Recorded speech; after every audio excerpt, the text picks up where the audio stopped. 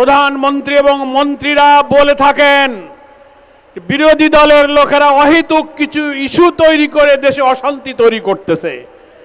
আপনারা বলুন, যে দেশের চুলায় হাড়িতে আগুন জ্বালানো যায় না, ক্যাম্পাসে রক্ত ঝরে, যে দেশে কারখানা বন্ধ হয়, বিদ্যুৎ নাই এবং দুর্নীতির চরম শিখরে বাংলাদেশটা ধ্বংস হয়ে যাবে, শহীদের মায়েরা, জুলাই যোদ্ধারা চোখের পানি ফেলছে, তাদের আকাঙ্ক্ষা পূরণ হয়নি, সেই দেশে কি বিরোধী দলের কাছে কথা বলার মতো আন্দোলনের কোন ইস্যু আছে কিনা আপনারা বলুন।